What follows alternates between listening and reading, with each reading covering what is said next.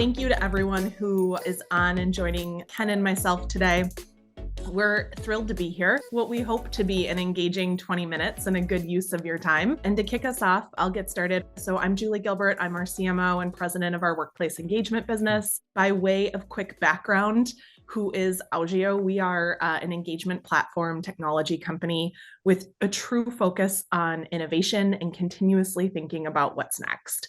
At our core, we are comprised of entrepreneurs, of innovators, operators, and our engagement technologies serve employees, such as recognition, anniversaries, and milestones, incentives, experiences, and customers really focused on tokenized loyalty programs, universal loyalty wallets, airdropping offers, et cetera, for members, for attendees, for consumers. And so really connecting both employees and customers to brands and to each other. And so with me today is Ken Greer, our Chief Innovation Officer. Welcome, Ken. Thank you for being here with us. We're excited. We're going to focus on the empowered individual. In our continuously evolving world, I would say that we are being challenged to really give people that could be employees, they could be customers, fans, attendees, members. We're giving them agency through both strategy and technology, really meeting them where they are. Maybe more importantly, finding ways to connect with people around the world through different channels and really at the right time and at the right moment for them. Ken spends his days analyzing trends, understanding the impact that both trends and forces have on engagement overall, how it will impact our clients and our industries, among many other factors. So I would love, Ken, to turn it over to you, and maybe we'll start with some insights from you. This is a topic I'm very passionate about. Julie knows that. I focus on influences, world influences, that is at the macro level, and little tiny influences in our individual lives. I study trends and innovations that reshape where we work, where we play, how we shop, and really how we spend our days. I study emerging trends both on a macro level, looking for huge opportunities, but also on a very, very micro level. And our title today is The Era of Individual Empowerment. It's a big title, but I do think that there has been a variety of forces that have really reshaped how people live their lives and how we, as a company dedicated to helping our clients engage their most important constituents. The trend goes very, very deep. It's not only from how we approach people, but when we approach them, where we approach them, and what we ask people to do. Sometimes we'll ask, if it's a customer, we'll ask them to buy more products or services. If it's an employee, we'll ask them to be more productive or produce better outcomes. If it's a member, we might ask them to contribute more. If it's an advocate, we might ask them to more forcefully express their opinions. And so the question today is, how do we energize and activate engagement in an era of personal empowerment? I think there's four aspects that really have drawn me to this concept of personal empowerment. And the first has to do with the workplace. I think work has become more workable. And by that, I mean the employee has become untethered. They used to belong to a location, an office, a desk. And many workers today have the autonomy to come into work or not come into work. They choose when they work. They might choose how they work, even if they're in the office every day. Some of that tethering has actually been loosened. And so in an era where employment is more fluid, employers have had to become more adaptable. They've had to become more agile. There's more opportunities for mobility for employees. And so employers need to take note of that. People can come and go more easily than ever before, in part because this tether no longer exists. And employers now can reach across the world to find the best talent. So all of that presents some challenge if you're going to try to keep your workforce engaged. Consumers are also playing a part in this empowerment.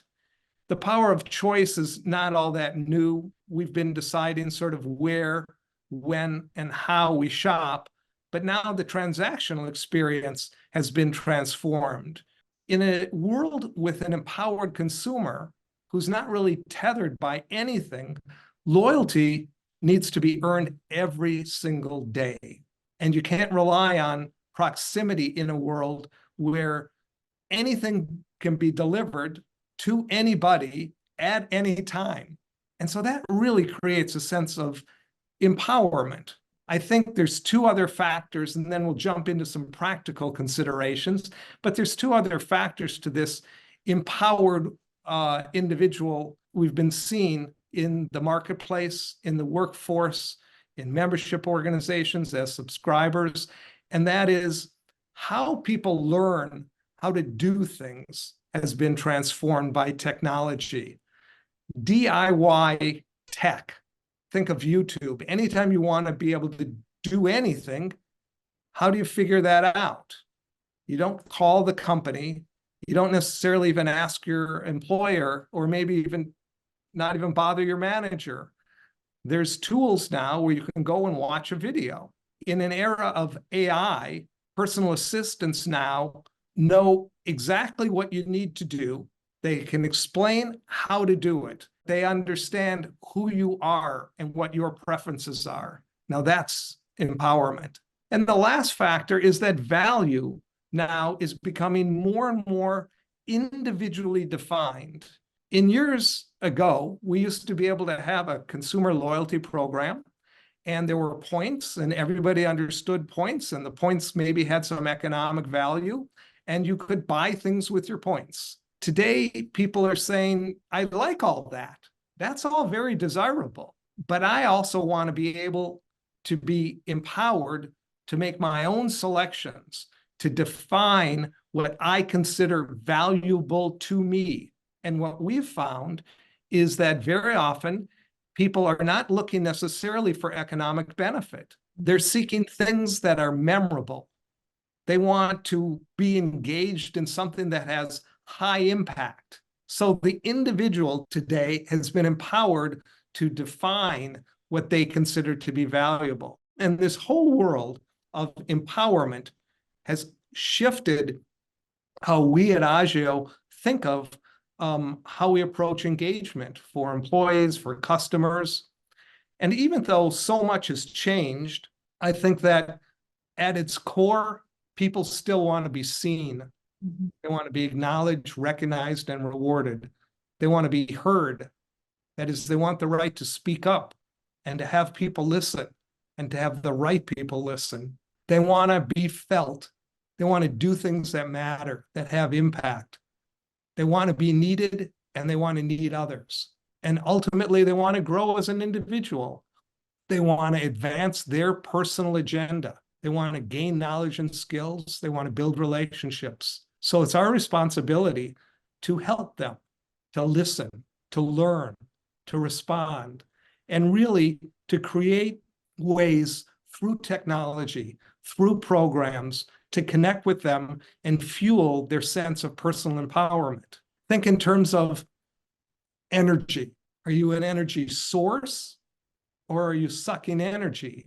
Do your employees feel energized or exhausted at the end of the day? Are they charged up, or do they feel beat down? We can be an energy source to power this era of empowerment. And Julie is going to discuss some of the ways that Augeo has seen in working with clients to engage and energize people so they put forth their best effort as employees, they buy more products and services as consumers, and they participate more actively as members. Take her away, Julie. As we talk maybe a little bit more about the role of technology in engagement, you kind of pulled together all of the trends that are impacting what we do today. People have never felt more empowered to connect, to engage with brands and companies. It's so simple. Think about, scrolling on social and liking or engaging with different influencers. I think that has happened naturally over time. And it creates this sense of belonging. Given advancements, I would say, in technology and new engagement strategies that, of course, are always evolving, we can now facilitate more immersive and more interactive brand experiences. When we think about key drivers today, it really starts with data. Organizations and CEOs are constantly, right now, we've heard it from so many organizations, challenging their teams to partner with data-driven companies. We've heard this from so many Fortune 500 companies in the past 12 months. And so really, if I think about three key drivers, data, often infused from many different interactions and touch points throughout the journey, whether it's for an employee or for a customer, they should be leveraged to create robust profiles. Many people move quickly from one Teams or one Zoom meeting to another, or after work, they have activities, they have family, dinner, routines. How are we making what we want them to do easier? And it starts with data. Go ahead. Yeah, Julie, I just want to build on what you're saying in that oftentimes if you're an HR leader or you're a consumer brand advocacy leader, you tend to think of things in kind of a narrow way in that my constituents are employees or my constituents are customers. But the individual doesn't think of themselves that way. Mm-hmm. They wake up in the morning and they may be a parent. They get in their car. They are a commuter. They stop at Starbucks. They are a customer. They go to work. They're an employee. They go to lunch and they're a friend. Mm-hmm. People are multifaceted. And I think that's part of the empowering technology that exists today, and that we need to recognize people in the context in which they're currently in and drive engagement accordingly. If you catch people at the right time, they'll be very receptive. If you don't, they won't be receptive. Think about going to the grocery store hungry. What happens? The only time you need an umbrella is when it's raining. And so if we can determine that it's raining in your area, it's a very good time to sell umbrellas. And so we need to not only personalize experiences for customers or employees, we need to think about the context in which that employee or customer, the context in which that person is currently in. And the good news is technology allows us to do that. Yeah, so I would say data would be the first key driver. The second will be AI. How we leverage AI to support or complement our thinking continues to be more prominent in everything that we do. We are seeing the rise of the custom AI assistant more, I would say, every day on how to leverage AI in the workforce, what's allowed, what's not, different policies. And there's this kind of notion of becoming a lifelong learner. Estimates right now suggest that over 40% of the workforce will need to reskill in the next 3 years.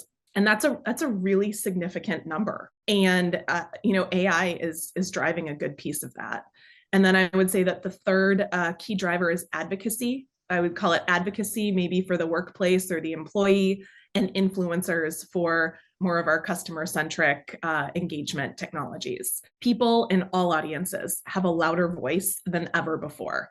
Leveraging your biggest brand fans can impact your workplace, enabling new talent acquisition efforts or marketing efforts on the consumer side. It all plays into the larger engagement ecosystem. Oftentimes we know that a customer experience and how they feel after they walk away, click out of a chat box, hang up a phone, whatever it might be, can be primarily based on the interaction with the employee at that organization or with that brand. And so organizations take taking a people first, I think, approach that might include creating advocates or influencers, focusing first on the employee experiences, making their employees happy and excited to work at that organization, so that they in turn start to see and feel the impacts of that on the customer side, whether it's an attendee or a member, doesn't matter. But all three of these core things are infused into how we consider engagement technologies and enablement for organizations around the globe. Maybe some tactical examples of how we think about this every day. AI integrations. So within a workplace recognition system, we want to empower employees to express more authentic appreciation, and leveraging AI tools to at least get a head start on nominations, which are, these are little things, but these little things take up time during the day. And so it's giving people a place to start through machine learning, for sure, empowering customers to engage with rewards and incentives tailored to match preferences that we've solicited from them, serving up meaningful interactions that create connection. A little bit more on the experiential side, our event technologies, where we're empowering attendees to experience, I would say, more of a heightened immersion at an event and interactivity with more ways to attend and engage within the content or what is, again, most meaningful to them. Another one that we have and constantly talk about is our AI-powered advocacy platforms, empowering people, let them have a voice, channel their enthusiasm, champion the brand and company that they love, which fuels, again, back to my earlier point, that organic acquisition of people. People like people, they want to meet others, and they will bring them along. And maybe one last example could be through tokenized loyalty experiences, where we're empowering people to enjoy more convenient, Ken, to your earlier point, convenient, personalized, and immediate digital rewards. Think about, walking by a Starbucks, somebody airdrops you a coffee, and you get to go walk in and get your caffeine boost for the day. That creates connection and loyalty between organizations. And I think at really the center of all of that, it's so important to place people at the center of your engagement strategies, leveraging the technologies to facilitate that connection, create that desired, experience or that outcome, whether it's stronger relationships, a sense of belonging, as we often talk about, or greater fandom. Enabling your data to not just tell you what's happening, but to easily demonstrate insights, year-over-year changes, month-over-month trends. We hear a lot about being able to drill all the way up and see your organization or see all of your customers at a very high level. But then you want to be able to drill all the way down and understand performance and engagement at a very individual level, whether that's an employee or a customer. Data should really be your agile partner to learning what they care about by prompting them with questions that deliver insight. When we talk about the experience that they want, we continue to hear a lot around personalization, make it convenient, simple to access, and relevant. And then maybe another practical strategy that I am passionate about is really leveraging an AI assistant. If you think about an AI assistant that sits at the very foundation of technology to prompt answers to common questions that individuals have or are commonly searched by that individual because that's what they care about. Areas of an experience can really be elevated and accelerated by being able to serve up what they're looking for. Know their role. What do they care about? What do you want them to care about? And those are oftentimes very different things. And so what we can serve up and how we can serve it up is just as important. I often share kind of the notion that when you start with a blank Word doc or a blank piece of paper, it can be scary. You walk away, you close it down, you abandon the thought, give them a starting point. And leveraging that AI assistant can help with that. Go ahead, Ken. I want to build on what Julie is saying right now, in that, in truth, people really don't want choice. Choice is just too confusing. Choice puts me sort of at odds with myself. Do I go this way or do I go this way? When it comes to choice, it isn't the quantity of items that you serve up for somebody. When they say, I want a choice, what they're really saying is they want to make their choice. It is empowering when I can sift through 2 to 200 choices and immediately come to the solution, come to the choice that fits my needs in that moment.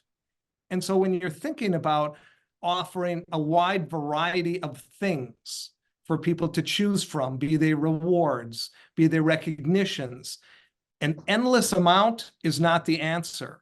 Understanding the individual in that moment is the most important thing, and help them to arrive at the choice they want to make. So maybe, Ken, I know we're almost at time here, so maybe just a couple of quick takeaways from all of this. If we look at it at a very high level, it's recognizing synergies between tech enablement empowerment and engagement being really crucial for organizations that want to continue to evolve and want to continue to really sit at the center for either their employees or their customers. And then also, I would say leveraging emerging technologies and making sure that the trends and what's happening around the world are being incorporated into your strategies, into your thinking, to significantly enhance the ability to engage with diverse audiences. And my parting thoughts are, use the energy analysis. Are you an energy source or you are an energy suck? And what you want to be is a source. You want to fuel their sense of empowerment. You want to help them to grow, to learn, develop their skills, acquire more products and services that enhance their life. And so be an energy source as you try to engage your most important constituencies. Thank you all for joining us today. We hope this was insightful and helpful. We'll be sending out an email with some information post-webinar. And thank you again for spending 20 minutes with us. Have a wonderful day.